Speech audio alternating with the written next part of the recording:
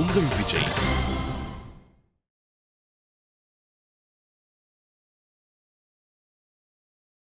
இது உங்களுக்கு ரேவதிக்குள்ள பிரச்சனை. அவங்களுக்கு உங்களை பிடிச்சா கூட வந்தா கூட்டிட்டு போங்க. என்ன எங்களை பிரிக்க பார்க்குறீங்களா? பிரிக்கவெல்லாம் பார்க்கல. ஆனால் உங்களை சேர்த்து வைக்க நான் ஆள் இல்லைன்னு சொல்ல வந்தேன்.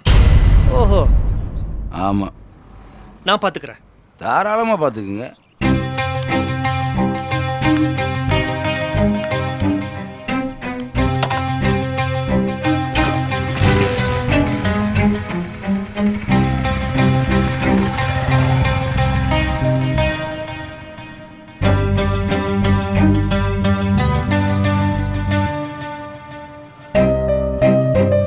என்னடா? ஒன்றும் இல்லையே. ஏய், என்னான்னு சொல்ற? நடிக்கிறேன்னு நீ அவ புருஷனாவே மாறிட்டேயா? அவ இல்லாம இனிமே உன்னால உசுரோட இருக்க முடியாதியா? எல்லாம் நல்லபடியா நடந்தா சரிதான்.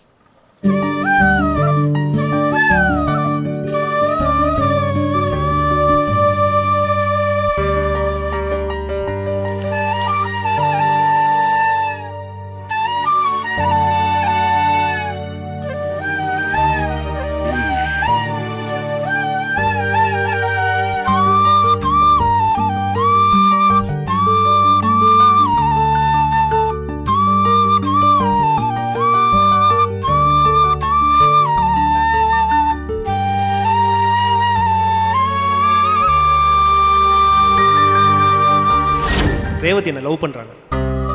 அப்படியா? எனக்கு ஒன்றும் அப்படி தெரியலையே. உங்களுக்கு எதுக்கு தெரியணும்? இல்லைங்க, கூடவே இருக்கேன். எனக்கு ஒன்றும் அப்படி தெரியலேன்னு சொன்னேன்.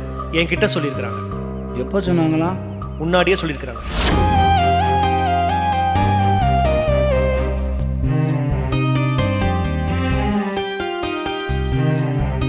என்ன வேணும்?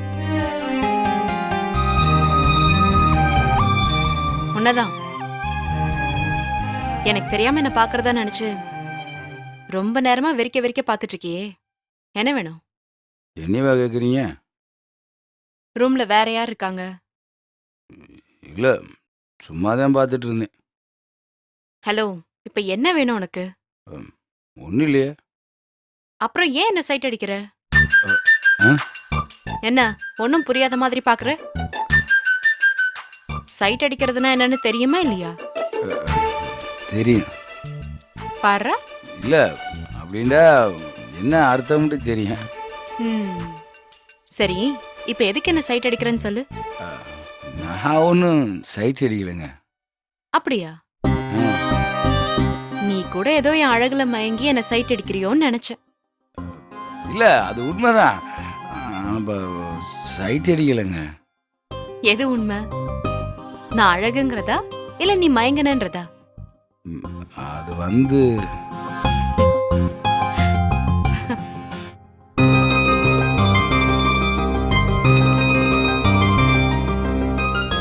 ஏங்க, நான் உங்ககிட்ட ஒரே ஒரு கேள்வி வைப்பேன்.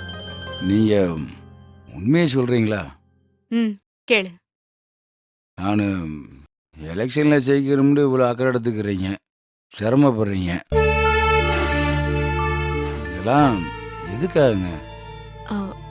அது அது வந்து என் மேலே உங்களுக்கு ஆசை, என்ன உங்களுக்கு பிடிச்சிருக்கு, கொஞ்சம் என் மேலே ஒரு காதல், இதெல்லாம் தானே? அது தயவு செய்து உண்மையை சொல்லுங்க. எதுக்காக எனக்காக இவ்வளோ கஷ்டப்படுறீங்க? சொல்லுங்க. என்னை பழி வாங்க வந்துட்டு எனக்காக எல்லாம் பார்த்து பண்ணுறீங்களே, அது எதுக்காக?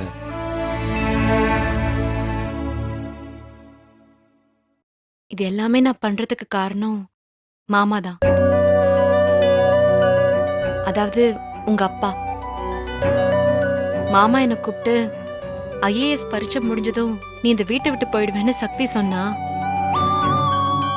போறதுக்கு முன்னால ஒரு உதவி பண்ண முடியுமான்னு கேட்டாரு. இது எப்போ நடந்துச்சு? நடந்துச்சு. மாமா உதவி கேட்டாங்க, அதுக்காக நான் உனக்கு உதவி பண்றேன். அவ்வளவுதான். அவ்வளவுதானா? என்ன அவ்வளவுதானான்னு கேக்குற? மாமா என்கிட்ட ஒரு உதவி கேட்டு நான் இல்லைன்னு சொல்ல முடியுமா? அதனாலதான் உன்னை ஜெயிக்க வைக்கணும்னு போராடுறேன். ஓ மாமா தான் நான் இந்த வீட்டுல மரியாதையா இருக்கிறதுக்கு காரணம். மொத்த வீடும் என்ன தப்புன்னு சொன்னப்ப கூட இல்ல, அவ சரின்னு சொன்ன ஆள் மாமாதான். மாமாவோட சப்போர்ட் இல்லனா நான் இந்த வீட்டுல இருந்திருக்கவே முடியாது. ரொம்ப ரொம்ப நியாயமான ஆளுன்னு சொல்ல மாட்டேன். ஒரு படி மேல போய் உங்க எல்லார விடவும் என்ன சப்போர்ட் பண்ணது, புரிஞ்சுக்கிட்டது, உதவி பண்ணது எல்லாமே மாமாதான். ஓ மாமா ஒரு உதவி கேட்டு எப்படி நான் இல்லைன்னு சொல்ல முடியும் சொல்லு?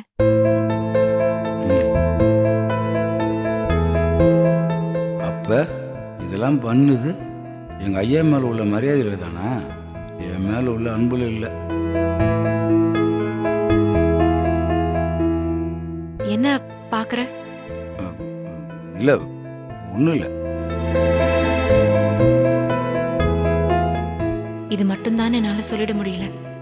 இதை தாண்டி உன்கிட்ட என்னமோ இருக்கு. உன் மேல என்னமோ இருக்கு. ஆனா அது என்னன்னு எனக்கே தெரியாம நான் என்னன்னு சொல்றது?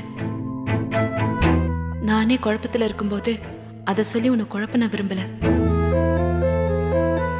அதான் உண்மை. என்ன? இல்ல ஏதோ என்கிட்ட சொல்ல வர்ற மாதிரி இருந்துச்சு, அதான். இல்ல, சொல்ல வேண்டியது அவ்வளவுதான். ஓ ஆமா, நான் எதனால உதவுறேன்னு நீ நினைச்ச? அது வந்து உண்மையை சொல்லணும். எனக்கு குழப்பமா இருக்கிறது ஒருவேளை உனக்கு தெளிவா இருந்தா சொல்ல.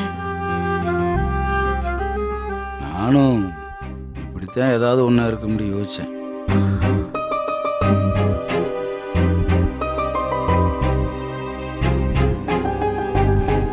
தேங்க்ஸுங்க. எதுக்கு? இல்லை, எங்கள் ஐயாவுக்காக எனக்கு உதவி பண்ணுறீங்கள, அதான். அப்பாவுக்காகன்னு இல்ல. அப்புறம் ஆ, இல்ல, மாமாவுக்காக தான்.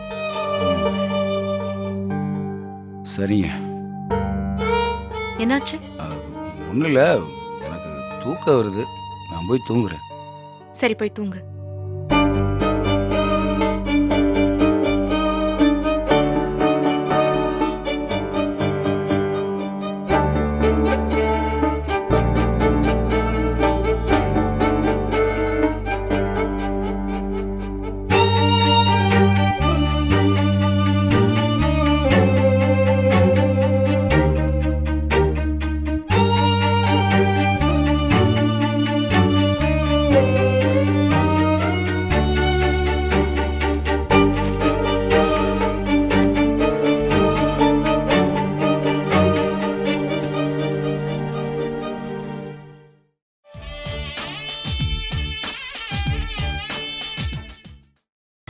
நீங்கள் பார்த்துக் கொண்டிருப்பது உங்கள் விஜய்.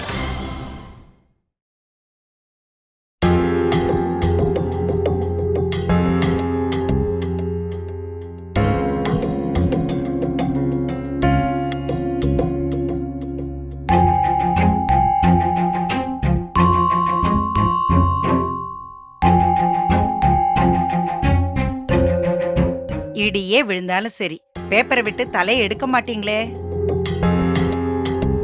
நாள் பூரா படிக்கிற அளவுக்கு அதுல அப்படி என்னதாங்க இருக்கு? நீ புரிஞ்சுக்கிட்டது அவ்வளவுதான். மணிக்கணக்கா உட்காந்து படிக்கிறதுக்கு இது என்ன கம்பராமாயணமா? அப்புறம் எதுக்கு அதையே கட்டிக்கிட்டு அழுவுறீங்க? எல்லாம் ஒரு தற்காப்புக்கு தான். பேப்பரை படிக்கிற வரைக்கும் தாண்டி எனக்கு சேஃப்டி. பேப்பரை மட்டும் கீழே இருக்குன்னா அம்புட்டுதான். ஊர் உலகத்தில் இருக்கிற பிரச்சனை எல்லாம் கொண்டு வந்து ஏன் தலையில போட்டு உருட்டி ஏன் ஜோலியை முடிச்சு விடுவேன். அதுலேருந்து தப்பிக்கிறதுக்கு தான் இந்த பேப்பரை கவசமா பயன்படுத்துறேன்.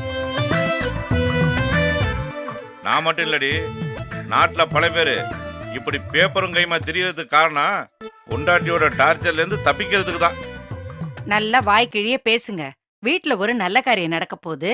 வீட்டுக்கு பெரிய மனுஷனா 4 விஷயத்தை இழுத்து போட்டு செய்வோன்னு கொஞ்சமாவது அக்கறை இருக்கா உங்களுக்கு? அப்படி என்ன நல்ல காரியம் நடக்க போகுது? நேத்திக்கு தானே பேசணும், அதுக்குள்ள மறந்துட்டீங்களா? நீ எதை சொல்ற? ஒண்ணுமே புரியலையே. ஐயா சாமி, அழகருக்கும் மயிலுக்கும் கல்யாணம் பண்ணணும்னு நேத்தி நாம பேசி முடிவு பண்ணலையா? அதுலயே என்னைய சேர்க்கிற? நீயும் உன் மூத்த மருமகனும் சேர்ந்து பேசி நீங்களே முடிவு பண்ணிட்டீங்க. சரி, எப்படியோ வெள்ளிக்கிழமை கல்யாணம்ங்கிறது உங்களுக்கு தெரியும்ல. தலைக்கு மேல எவ்வளவு வேலை இருக்கு தெரியுமா? எல்லாருக்கும் புது துணிமணி வாங்கணும், நகை எடுக்கணும். நீங்க பாட்டுக்கு இப்படி உட்கார்ந்து இருந்தா எல்லாம் தானா நடந்துருமாங்க. இதோ பாரு வடிவு, இந்த பேச்சு இதோடு நிறுத்திக்கிறது தான் உனக்கு நல்லது. இந்த கல்யாணத்துல எனக்கு விருப்பம் இல்லைன்னு சொல்லிட்டேன். துணி எடுக்க வாங்க, நகை எடுக்க வாங்கன்னு சொல்லி என்ன வெறுப்பேத்த பாக்குறியா? என்னங்க இப்படி பேசுறீங்க? நான் இப்படி பேசும்போதே ஓடி போயிரு. இதுக்கு மேலங்க நின்ன மரியாதை கட்டு போயிரும் பாத்துக்க. ஏ மயிலு, அத்தை, உங்க அக்கா எங்கடி? கோயிலுக்கு போயிருக்காங்க அத்தை. அவ வெளியில போறதே வட்டி காசு வாங்கதான். ஆனா எப்ப கேட்டாலும் கோயிலுக்கு போறேன்னு சொல்லுவா. மாமியாருக்கு ஏத்த மருமக தான். இப்ப எதுக்கு தேவையில்லாம மூக்க நுழைக்கிறீங்க?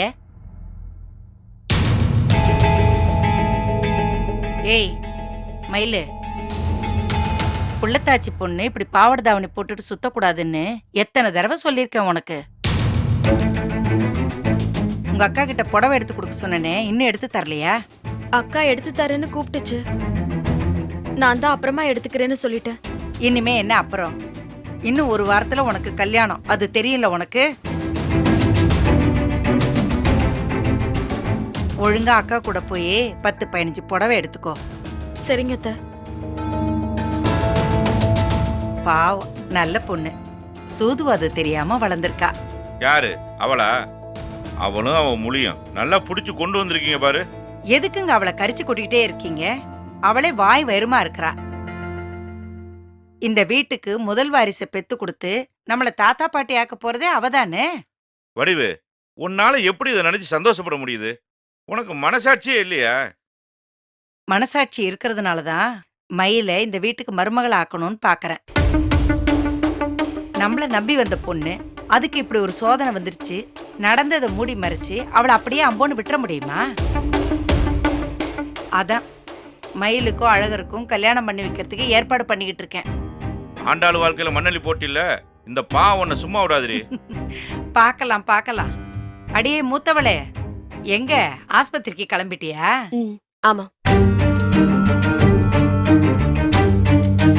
வர்ற வெள்ளிக்கிழமை உனக்கு எதுவும் வேலை இருக்கா? ஹாஸ்பிட்டல் போகணும். ஏன் கேக்குறீங்க? இல்ல, வெள்ளிக்கிழமை நீ கொஞ்சம் லீவ் போட வேண்டியிருக்கும். எதுக்கு? அன்னைக்கு உன் புருஷனுக்கு கல்யாணம். என்ன புரியலையா? உன் புருஷன் அழகருக்கும் நம்ம மயிலுக்கும் கல்யாணம். அவங்க கல்யாணம் நடக்கும்போது அழகரோட மூத்த தாரமா நீ பக்கத்துல நிக்கணும்ல. ஏ வடிவே, யாருகிட்ட போய் என்ன பேசுற? ஏங்க, நாங்க தானே பேசிக்கிட்டு இருக்கோம். உங்ககிட்ட இப்ப யாராவது கருத்து கேட்டாங்களா? யாருக்கு அடங்காம ஆறு இல்ல. இன்னும் எவ்வளவு நாளைக்கு ஆடுறேன்னு நானும் பாக்குறேன்.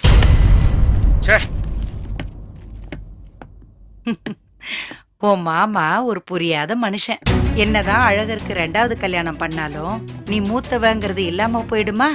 நீ தானே பொறுப்பா சபையில நின்னு எல்லா விஷயத்தையும் எடுத்து செய்யணும். அப்புறம் மயிலுக்கும் அழகருக்கும் கல்யாணம் முடிஞ்ச உடனே உன்னை இந்த வீட்டை விட்டு அனுப்பிடுவேன்லாம் பயப்படாத. அந்த அளவுக்கு உன் அத்தை கல்நஞ்சக்காரி இல்ல. இந்த வீட்ல அழகரும் மயிலும் ஒரு ஓரமா இருக்க போறாங்க. நீ ஒரு ஓரமா இருந்துட்டு போயே. என்ன, அவ புள்ளத்தாச்சி பொண்ணு. இந்த வீட்டோட வாரிசு அவ வயித்துல வளருது. அவ வேணா கீழே இருக்கிற ரூம்ல இருந்துக்கட்டும், நீ மாடியில இருக்கிற ரூம்ல தாராளமா இருந்துக்கோ. இந்த மாதிரி நேரத்துல மயிலு மேலையும் கீழே ஏறி இறங்க கூடாதுல்ல. இதெல்லாம் என்னம்மா ஊர் உலகத்துல நடக்காததா? நீ படிச்ச பொண்ணு, உனக்கு புரியும் நினைக்கிறேன். அது மட்டும் இல்லாம நீ டாக்டருங்கிறதுனால நீயே மயில நல்லபடியா கவனிச்சுக்கலாமே. செக்கப்பு, மருந்து, மாத்திரைன்னு வெளியெல்லாம் போய் அலைய வேண்டாம்ல. எது எப்படியோ மொத்தத்துல நீயும் மயிலும் ஒத்துமையா அனுசரணையா இருந்து முருகனுக்கு பக்கத்துல இருக்கிற வள்ளி தெய்வான மாதிரி அழகருக்கு பக்கபலமா நிக்கணும். அவ்வளவுதாம்மா என் ஆசை. என்ன நான் சொல்றது? என்னத்த? என்ன வெறுப்பேத்துறீங்களா? என்னை கோவப்படுத்தி பாக்குறீங்களா? நீங்க என்னெல்லாம் நினைச்சீங்களோ அது எல்லாமே நடத்திட்டீங்க. தப்புக்கு மேல தப்பு பண்ணி இந்த குடும்பத்துல அசிங்கத்தை பண்ணி வச்சிட்டீங்க. என்ன பழி வாங்குறத நினைச்சு அழகரோட வாழ்க்கை, மயிலோட வாழ்க்கை, இந்த குடும்பத்தோட மானம், மரியாதை எல்லாத்தையும் அடியோட அழிச்சிட்டீங்க. இதுக்கு மேலேயும் அடங்காம இன்னொன்னு வெறி பிடிச்சாலேறீங்க. இப்ப சொல்றேன், இதுக்கு எல்லாமே சேர்த்து ஒரு நாள் நீங்க அனுபவிக்க போறீங்க. ஏண்டா இப்படி பண்ணோன்னு நினைச்சு நீங்க கண்ணீர் வடிப்பீங்க. அன்னைக்கு உங்களுக்கு ஆறுதல் சொல்ல யாருமே இருக்க மாட்டாங்க. கெட்டதை நினைக்கிறவங்க கை ரொம்ப நாளைக்கு ஓங்கி இருக்காது. உங்க அராஜகம்லாம் முடிவுக்கு வரப்போற நாள் ரொம்ப தூரத்துல இல்ல. அழகர் மயிலு கல்யாணமும் ரொம்ப தூரத்துல இல்லையம்மா.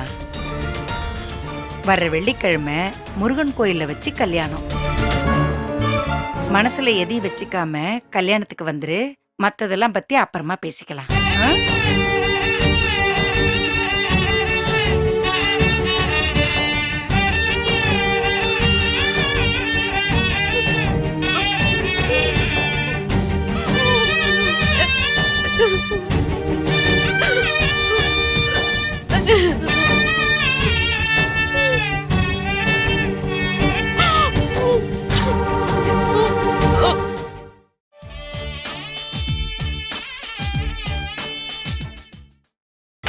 நீங்கள் பார்த்துக் கொண்டிருப்பது உங்கள் விஜய்.